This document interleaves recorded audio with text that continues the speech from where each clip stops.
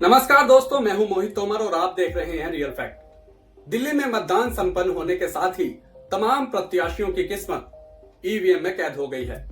8 फरवरी को चुनाव के नतीजे आएंगे और तस्वीर साफ हो जाएगी कि देश की राजधानी में किसका राज होगा। लेकिन उससे पहले एग्जिट पोल के नतीजे आ चुके हैं।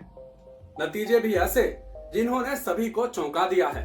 अगर तमाम एग्जिट पोल के आधार पर एक राय बनाई जाए तो दिल्ली में इस बार बदलाव तय है और बीजेपी पूर्ण बहुमत के साथ दिल्ली में सरकार बनाने जा रही है।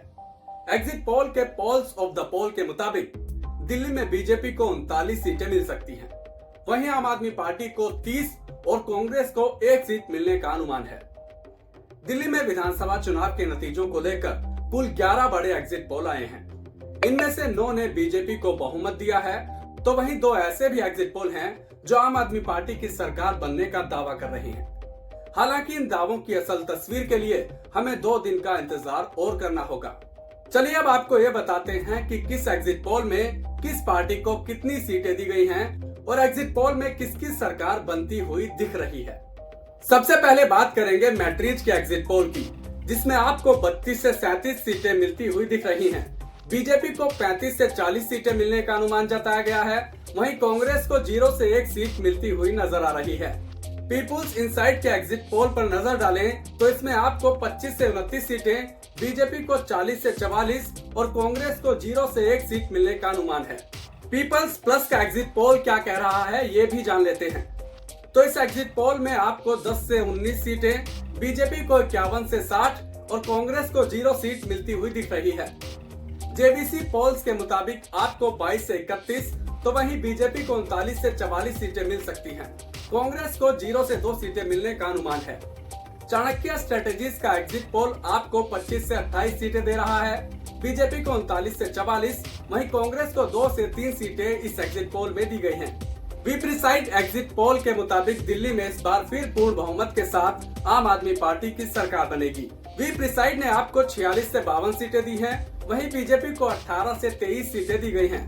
कांग्रेस को 0 से 1 सीट पर समेट दिया गया है। इसी तरह माइंड ब्रिंक के एग्जिट पोल में भी आपको बहुमत के जादुई आंकड़े को छूते हुए दिखाया गया है। माइंड ब्रिंक ने आपको 44 से 49 सीटें दी हैं, वहीं बीजेपी को 21 से 25 सीटें मिलने का अनुमान जताया गया है।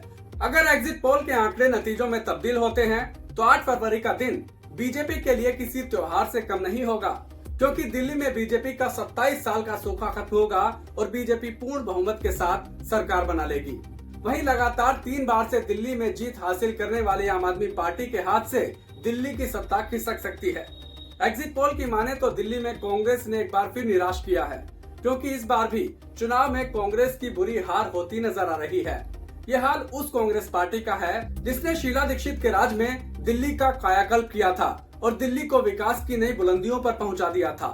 हालांकि हम ये स्पष्ट कर दें कि ये सिर्फ एग्जिट पोल है, नतीजे आने अभी बाकी हैं और 8 फरवरी को ही पता चल पाएगा कि दिल्ली की कुर्सी पर किस पार्टी का सीएम बैठेगा।